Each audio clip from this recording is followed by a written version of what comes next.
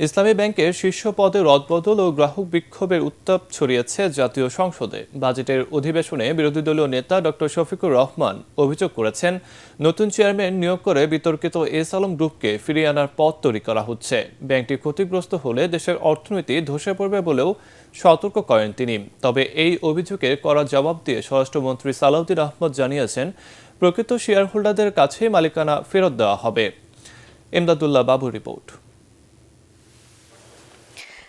ত্রয়োদশ জাতীয় সংসদের দ্বিতীয় অধিবেশনের তৃতীয় বৈঠকে জনগুরুত্বপূর্ণ বিষয় হিসেবে ৬৮ বিধিতে ইসলামী ব্যাংক সংক্রান্ত নোটিশ দেন বিরোধী দলীয় নেতা ডাক্তার শফিকুর রহমান। পুরোনো ব্যাংক দখলকারী চক্রের দৃষ্টি ব্যাংকটির দিকে পড়েছে। নোটিশের পক্ষে বক্তব্যে বিরোধী দলীয় উপনেতা ডাক্তার সৈয়দ আব্দুল্লাহ মোহাম্মদ তাহের বলেন, কোন কারণে চেয়ারম্যান বদলানো হলো তা জাতির কাছে পরিষ্কার হওয়া দরকার। চেয়ারম্যান বানানো হয়েছে একজন পরীক্ষিত, প্রমাণিত অত্যাচারী এবং দুর্নীতিবাজ ব্যক্তিকে। যারা ইসলামিক অর্থনীতিতে বিশ্বাস করে, এটা তাদের টাকা, সুতরাং এই টাকার ব্যাপারে আমাদের অবশ্যই কনসার্ন আছে। আর বিরোধী দলীয় নেতা বলেন, ফ্যাসিবাদের পতনের পর ব্যাংকটির মুনাফা যখন ১০৮ কোটি থেকে ১৩৭ কোটিতে উন্নীত হয়েছিল, তখনই নতুন করে ষড়যন্ত্র শুরু হয়েছে। যাদের কাছ থেকে এই শেয়ারগুলো ডাকাতি করে নিয়ে যাওয়া হয়েছিল, অনতি বিলম্বে সসম্মানে সেই মূল্যেই তাদের কাছে আবার শেয়ারগুলো ফিরিয়ে দেওয়া। ইসলামী ব্যাংক কোনো কারণে যদি আরো ক্ষতিগ্রস্ত হয়, বাংলাদেশের অর্থনীতি মাটির সাথে বসে যাবে। আমি মাননীয় প্রধানমন্ত্রীকে বিশেষভাবে অনুরোধ করব, বাস্তবতার ভিত্তিতে এই ব্যাংকটাকে বাঁচাতে হবে। বিরোধী শিবিরের এসব বক্তব্যের কড়া সমালোচনা করেন স্বরাষ্ট্রমন্ত্রী সালাউদ্দিন আহমদ। জামাত ইসলাম ব্যাংকের মালিক না, আবার বলছে ইসলামের উপর হাত দিবেন না। ইসলামী ব্যাংক ইসলাম নয়, আমাদের জনাব মির্জা ফখরুল ইসলামও ইসলাম নয়, জামাতে ইসলামও ইসলাম নয়। সুতরাং সবকিছুতে ইসলামের উপরে হাত দিবেন না দোহাই দেওয়া কিন্তু ঠিক নয়। বৈধ এবং প্রকৃত শেয়ার হোল্ডারদের কাছে এই মালিকানা ফেরত দেওয়ার যথাযথ ব্যবস্থা গ্রহণ করা হবে মাননীয় স্পিকার। তিনি আরও বলেন, নবনিযুক্ত চেয়ারম্যানকে সরাতে গ্রাহকরা নয়, বহিরাগতরা আন্দোলন করছে। একবার যে ব্যাংক তকবিরে লিল্লাহ দিয়ে দখল করা হলো, সেই ব্যাংকের দখলটা বেদখল হয়ে যাবে, এই যাতনা তো আমরা বুঝি মাননীয় স্পিকার। ৫ই পরবর্তী যারা লোন গ্রহণ করেছে, আমি নামই বলি, নাবিল গ্রুপকে ৭০০ কোটি টাকা এলসির এগেনস্টে লোন দেওয়া হয়েছে, পরে এই মালামাল বিক্রি করে ব্যাংকে টাকা ফেরত দেওয়া হয়নি। দুষ্ট লোকেরা বলে সেটা কোনো এক দলের নির্বাচনী তহবিলে লেগেছে। হেড অফিসের অ্যাপ্রুভেল ছাড়া নির্বাচনের আগে ৪০ কোটি টাকা লোন দেওয়া হয়েছে, যার কোনো সদুত্তর নাই। এগুলো তদন্ত হবে মাননীয় স্পিকার। এ সময় দেশের মানুষ হতাশ হয়, এমন কাজ করা থেকে বিরত থাকতে বিরোধী দলের প্রতি আহ্বান জানিয়ে অর্থমন্ত্রী আমির খসরু মাহমুদ চৌধুরী বলেন, ব্যাংকটিকে স্থিতিশীল করা হচ্ছে। আপনারা কোনোভাবেই সঠিক কাজটাকে গ্রহণ করতে রাজি নেই। চেয়ারম্যানের কারণে আপনারা টাকা উইথড্র করে নিয়ে যাচ্ছেন, তাদের এখানে একটা যোগসূত্র আছে। বাংলাদেশ জাতীয়তাবাদী দল ফাইন্যান্সিয়াল ডিসিপ্লিনে কোনো কম্প্রোমাইজ করবে না। ফিনান্সিয়াল সেক্টর যে গুরুত্বপূর্ণ, সেটা আমরা অক্ষর অক্ষরে বুঝি। আপনারা নিশ্চিত থাকতে পারেন, ইসলামিক ব্যাংকের ভবিষ্যৎ বিএনপির হাতে খুবই সেফ। শেষ মুহূর্তে ব্যাংকটির সংকট মোকাবিলায় সংসদীয় কমিটি গঠনে বিরোধী দল প্রস্তাব দিলে আলোচনা শেষ হওয়ায় তা গ্রহণ করেননি স্পিকার হাফিজউদ্দিন আহমদ। বিতর্ক শেষ হয়েছে, the motion has been talked out. Emdadullah Babu, ATN Bangla, Dhaka. আসছে বাজেটে তরুণ উদ্যোক্তাদের জন্য সুখবর আছে বলে জানিয়েছেন অর্থমন্ত্রী আমির খসরু মাহমুদ চৌধুরী। মঙ্গলবার ত্রয়োদশ জাতীয় সংসদের দ্বিতীয় অধিবেশনে এক প্রশ্নের জবাবে তিনি বলেন, উদ্যোক্তা তৈরিতে ৫০০ কোটি টাকার তহবিল গঠন করা হয়েছে। বিনা জামানতে স্টার্টআপের জন্য উদ্যোক্তাদের ১০ লক্ষ টাকা ঋণ দেওয়া হচ্ছে বলেও জানান তিনি। অর্থমন্ত্রী বলেন, বাজেটে নিম্ন ও মধ্যম আয়ের জনগোষ্ঠীর জীবনমান বাড়াতে বিশেষ গুরুত্ব দেওয়া হচ্ছে। শেয়ারবাজার চাঙ্গা করতে এবং অর্থনীতির গতি সঞ্চারে প্রয়োজনীয় সবকিছুই সরকার করবে বলেও সংসদকে জানান মন্ত্রী। এছাড়া কর্মমুখী কারিগরি শিক্ষার এবার বাজেটে গুরুত্ব দেওয়ার কথাও বলেন অর্থমন্ত্রী। ২৬-২৭ অর্থ বছরের বাজেটে স্টার্টআপ তহবিল, নারী উদ্যোক্তা তৈরি, নারী উন্নয়ন ও তরুণ উদ্যোক্তা তৈরিতে প্রস্তাবিত বরাদ্দ মোট ৪০০ কোটি টাকা। 2,266 কোটি 41 লক্ষ টাকা ব্যয়ে 8টি প্রকল্প অনুমোদন দিয়েছে জাতীয় অর্থনৈতিক পরিষদের নির্বাহী কমিটি ইকনেক। এর মধ্যে সরকারের নিজস্ব অর্থায়নে 2,229 কোটি 13 লক্ষ টাকা এবং সংস্থার নিজস্ব অর্থায়ন 37 কোটি 28 লাখ টাকা। বাংলাদেশ সচিবালয়ে মন্ত্রিসভার কক্ষে প্রধানমন্ত্রী ও ইকনেক চেয়ারপারসন তারেক রহমানের সভাপতিত্বে সভায় এ অনুমোদন দেওয়া হয়। এর মধ্যে নতুন প্রকল্প 3টি ও সংশোধিত প্রকল্প 3টি এবং মেয়াদ বৃদ্ধি করা হয়েছে 2টি প্রকল্পের। অর্থ এবং পরিকল্পনা মন্ত্রী আমির খসরু মাহমুদ চৌধুরী, এলজিআরডি মন্ত্রী মির্জা ফখরুল ইসলাম আলমগীর সহ সংশ্লিষ্ট মন্ত্রী ও ঊর্ধ্বতন সরকারি কর্মকর্তারা সভায় উপস্থিত ছিলেন। অনুমোদিত উল্লেখযোগ্য প্রকল্পগুলো হলো পানি সম্পদ মন্ত্রণালয়ের বরিশাল সেচ প্রকল্পে রক্ষণাবেক্ষণ ও পুনর্বাসন, সড়ক পরিবহন ও সেতু মন্ত্রণালয়ের আনোয়ারা, বাঁশখালী, টাইটং, পেকুয়া, বদরখালী, চকরিয়া আঞ্চলিক মহাসড়ক প্রশস্তকরণ।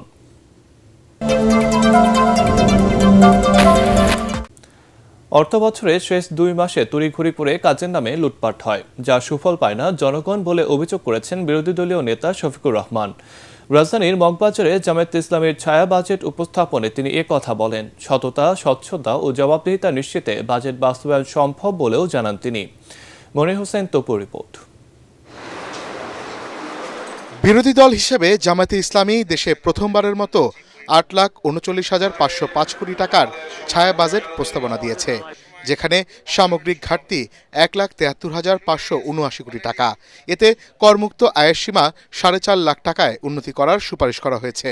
রাজস্ব খাতে অটোমেশন, কর আদায়ে দুর্নীতি রোধ, করজাল সম্প্রসারণেরও দাবি জানানো হয়। একই সাথে জাতীয় রাজস্ব বোর্ড এবং দুদক পুনর্গঠনে গুরুত্বারোপ করা হয়। বাজেট হতে হবে কর্মসংস্থানমুখী, বিনিয়োগ ও শিল্প বান্ধব। সামাজিক নিরাপত্তা কর্মসূচির আওতা ও ভাতার পরিমাণ বাড়ানোরও সুপারিশ এসেছে। সরকারি কর্মচারীদের বেতন কাঠামো বাড়ানোরও প্রস্তাব করা হয়েছে। বাজেট বাস্তবায়নের জন্য সততা, স্বচ্ছতা লাগবে, জবাবদিহিতা লাগবে। বিরোধী দলের নেতা শফিকুর রহমান অভিযোগ করেন, আর্থিক, রাজনৈতিক, প্রাতিষ্ঠানিক সব জায়গায় রাজনৈতিক হস্তক্ষেপ করা হচ্ছে। তাই সর্বস্তরের মানুষের জন্য অর্থাৎ জনমুখী বাজেট দিতে হবে। সমাজের অপরাধী লোকদেরকে গুরুত্বপূর্ণ জায়গায় বসিয়ে দেওয়া হচ্ছে। এইভাবে যদি দেশের অর্থনৈতিক ব্যবস্থাপনার উপর রাজনৈতিক অনিবার্য হস্তক্ষেপ অব্যাহত থাকে, তাহলে ইতিমধ্যেই অর্থনীতির 2 অঙ্গের এক অঙ্গ মাটির সাথে পড়ে গড়াগড়ি বাচ্ছে স্টক মার্কেট, আর একটা অঙ্গ ব্যাংক বিমা কর্পোরেশন। এটাও যদি এলোমেলো বিধ্বস্ত হয়ে যায়, তাহলে জাতির গন্তব্য কোথায় গিয়ে দাঁড়াবে? তাছাড়া অর্থ বছর জুলাই-জুনের পরিবর্তে ইংরেজি ক্যালেন্ডার অনুযায়ী করার প্রস্তাবও দেন জামাত আমির। এডিপির একটা বিশাল অংশ শেষের 2 মাসে তাড়াহুড়া করে বাস্তবায়নের চেষ্টা করা হয়। এটি বাস্তবায়ন নয়, এটি হচ্ছে গণলুটপাট। এর সুফল জনগণ পায় না, কিছু অসৎ সুবিধাভোগীদের পকেটের সুফল চলে যায়। আমরা সংসদে প্রস্তাব দেব যে আমাদের ফিসকাল ইয়ারটি ক্যালেন্ডার ইয়ারের সাথে মিলিয়ে করা হোক। গণভোটের রায় ব্যর্থ হওয়ার দলিল কোথাও নেই উল্লেখ করে ডক্টর শফিকুর রহমান বলেন, 2/3 জোরে সরকার আমাদের দাবি অগ্রাহ্যের মাধ্যমে জনগণকে অপমান করেছে। সততা, স্বচ্ছতা, জবাবদিহিতা যদি নিশ্চিত করা যায়, আমরা মনে করি যে বাজেট প্রস্তাবনা আমরা করব, সেটা অবশ্যই অর্জনযোগ্য। মনির হোসেন তপু, এটিএন বাংলা, ঢাকা। সুপ্রিম কোর্টের জন্য আলাদা সচিবালয় 3 মাসের মধ্যে প্রতিষ্ঠার নির্দেশ দিয়ে হাইকোর্টের রায় স্থগিত করেছে আপিল বিভাগ। একই সাথে রায়ের বিরুদ্ধে করা আপিল শুনানি 16 জুন দিন ঠিক করেছেন প্রধান বিচারপতি জুবাইর রহমান চৌধুরী নেতৃত্বাধীন 4 বিচারপতির বেঞ্চ। আপিল নিষ্পত্তি না হওয়া পর্যন্ত হাইকোর্টের রায় স্থগিত থাকবে। অ্যাটর্নি জেনারেল জানান, বিচার বিভাগের স্থবিরতা কাটাতেই রায় স্থগিত করা হয়েছে। বিস্তারিত হুমায়ুন চিশতির রিপোর্টে। 24-এর গণ আন্দোলনের রাজনৈতিক পট পরিবর্তনের পর 25 আগস্ট জুডিশিয়াল সার্ভিস বিধিমালা বাতিল ও সুপ্রিম কোর্টের স্বতন্ত্র সচিবালয় চেয়ে রিট করেন 7 আইনজীবী। গত বছরের 2রা সেপ্টেম্বর 3 মাসের মধ্যে সুপ্রিম কোর্ট সচিবালয় প্রতিষ্ঠার নির্দেশ দিয়ে রায় দেয় হাইকোর্ট। এরপরই সুপ্রিম কোর্টের স্বতন্ত্র সচিবালয় নিয়ে অধ্যাদেশ জারি করে অন্তর্বর্তীকালীন সরকার। 11 ডিসেম্বর সুপ্রিম কোর্ট সচিবালয়ের কার্যক্রম উদ্বোধন করেন তখনকার প্রধান বিচারপতি সৈয়দ রেফাত আহমেদ। নিয়োগ দেওয়া হয় সচিবও। পূর্ণাঙ্গ রায় প্রকাশের পর 21 মে আপিল করে রাষ্ট্রপক্ষ।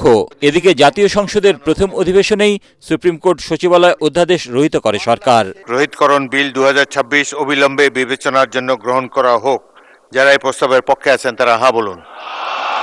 মঙ্গলবার প্রধান বিচারপতির নেতৃত্বে 4 বিচারপতির বেঞ্চ হাইকোর্টের ওই রায় স্থগিত করেন। স্বাধীন বিচার বিভাগের উপর সরকার কোনো হস্তক্ষেপ করছে না বলে জানান অ্যাটর্নি জেনারেল। আমি আদালতকে বলেছি যে এই রায়টি যদি স্থগিত না করা হয় তাহলে আমাদের বিচার প্রশাসনে এক ধরনের স্থবিরতা কাজ করছে। পার্লামেন্টের যে অ্যামেন্ডমেন্ট আনা হয়েছে সেই অ্যামেন্ডমেন্টে যেটা উল্লেখ করা আছে অধিকতর যাচাই বাছাই করার জন্য, সেটা করার জন্য এটাই সরকারের অবস্থান হিসেবে আমি ব্যাখ্যা করেছি। রিটকারীর আইনজীবী শিশির মনির বলেন, উচ্চ আদালতের নির্দেশনা থাকা সত্ত্বেও সুপ্রিম কোর্ট সচিবালয় বন্ধ করে সরকার আদালত অবমাননা করেছে।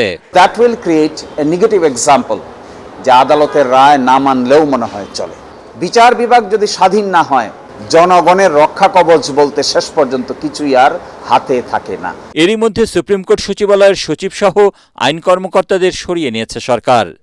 একই সাথে বন্ধ করা হয়েছে কার্যালয়টিও। হুমায়ুন চিস্তি, এটিএন বাংলা, ঢাকা। যুদ্ধবিরতি ও ইরানের সতর্কতা সত্ত্বেও লেবাননে হামলা অব্যাহত রেখেছে ইসরায়েল। মঙ্গলবার দেশটির দক্ষিণাঞ্চলের তাইরে বিমান হামলায় একসঙ্গে 8 জন নিহত হয়। আল জাজিরা বলছে, লেবাননে দক্ষিণাঞ্চলের জনবহুল এলাকায় বিমান হামলা চালায় তেল আবিব। এর আগে লেবাননে হিজবুল্লাহর উপর ইসরায়েল হামলা অব্যাহত রাখলে আবারও সংঘাত শুরু হবে বলে সতর্ক করেছে তেহরান। এদিকে আগামী 2 থেকে 3 দিনের মধ্যে ইরানের সঙ্গে চুক্তি হতে পারে বলে জানিয়েছে মার্কিন প্রেসিডেন্ট ডোনাল্ড ট্রাম্প। সাংবাদিকদের ট্রাম্প বলেন, চুক্তি হলে তেহরান আর পারমাণবিক অস্ত্রের অধিকারী হতে পারবে না। গুরুত্বপূর্ণ হরমুজ প্রণালীও খুলে যাবে। ম্যাডিসন স্কোয়ারে গার্ডেনে NBA বাস্কেটবলের ফাইনাল ম্যাচ দেখতে যাওয়ার সময় এসব কথা বলেন তিনি। ট্রাম্প বলেন, নভেম্বরের যুদ্ধবিরতির মধ্যে ইরান ও ইসরায়েল আবারও সংঘাতে জড়িয়ে পড়েছিল। এদিকে মার্কিন প্রেসিডেন্ট ডোনাল্ড ট্রাম্পের আহ্বানে সাড়া দিয়ে হামলা বন্ধ রেখেছে ইরান ও ইসরায়েল।